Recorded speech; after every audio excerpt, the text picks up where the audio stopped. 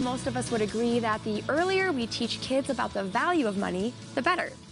Yet, let's face it, many of us adults have trouble handling our own finances. So when is the right time to start talking to our kids about money? Christina Lynn is a certified financial planner. She's here to help us determine when the right time is to set up a bank account for our kids. We were talking about this at the beginning of the show, Brittany and I, because neither of us had allowances growing up or bank accounts growing up. And I mean, if you ask my friends, honestly, they'll tell you that all the way through college, I was still carrying like cash and envelopes, and I didn't even really like take the time to have a bank account, right? I know. I'm not sure I should admit that, but that is true. I didn't. I mean, I was into my mid-20s before I got my like comfort level. Well, you might have avoided some problems that way, actually. Well, yeah, that's true. I didn't have a credit card that I signed up for, like a free juice or something that they used to do, right? Yeah. So talk to me a little bit more about starting a bank account for your kids, and, you know, what's the right age for that to happen?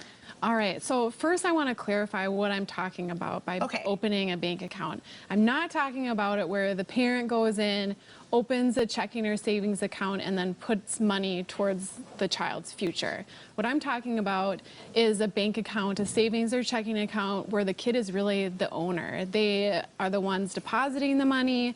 They get to be the ones to spend the money. Of course, the parents might put some stipulations on how that money is spent, but in the end, the child is in charge. They get to decide what they're spending the money on and when. And as a financial planner, I'm sure you'd say both of those are things you need. Right. Definitely save for your children's future, but for today, what I'm talking about the is kids this. Managing it. Yep, exactly. Okay. So this might surprise you that the research is showing that earlier is better. The ideal age is around 9 or 10, which is around like grades 3 to 5. So that may seem pretty early. Yeah, I have an 11-year-old and she does not have a bank account yet. All right, so take note. This is why they're saying to start earlier. There's 3 main reasons. One, by the time that maybe you would think to open an account, which is when like an older teen that has a part-time job, they need to deposit that paycheck. By that age, they've already had those like formative adolescent years where they've been picking up lessons. They've been watching social media, they've been watching they've been watching family and friends, TV. They've actually by that time formed money attitudes and money habits. So if they have bad habits, they're already sort of ingrained at that point. And it's harder to correct bad habits. That's why they're saying at this earlier age, ages around 9 or 10, you're kind of working with a blank slate, and it's easier to form those impressions like on a clean foundation, and they're going to carry those on to adulthood.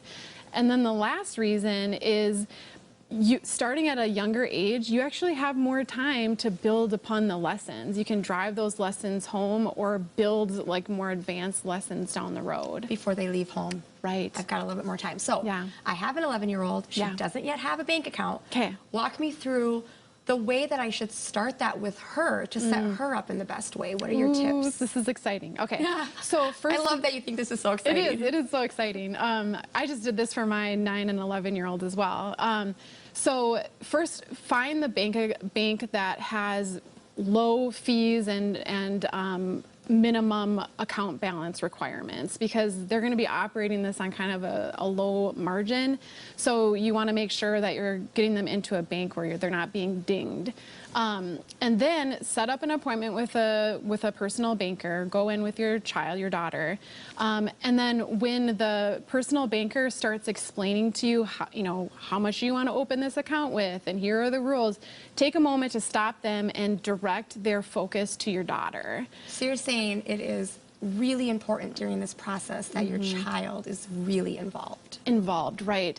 First of all, it's like a free tutoring session. First of all, you're getting this personal banker to focus on your daughter and teach her some of these money basics that we may not even like think of mentioning to her. So she's going to tell her what is a savings account, what is a checking account, and most importantly, she's going to be telling your daughter one of the most critical things in financial planning, which is to spend less than you earn. She's going to explain to her, when you swipe this debit card, you need to make sure that you have enough money in the account to buy what you're purchasing.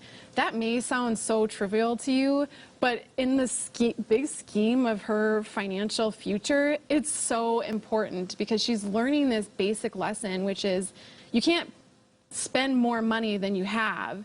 And that's going to carry on to adulthood, like we were talking about with a credit card. She's going to she's going to know, well, I can't put this money on a credit card if I don't have money to pay it off at the end of the month, because that's not how we handle money.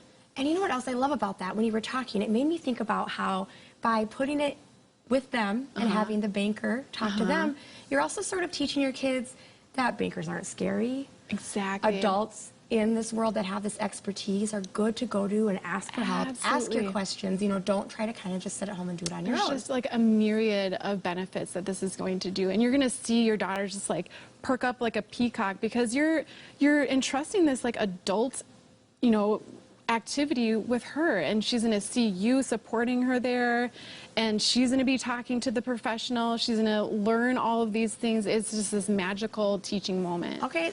I did not think that kids' bank accounts was going to be really a magical. I'm getting excited. I'm getting really excited. I'm so, like, I'm going to go home and do this, I think, today because it is really fun.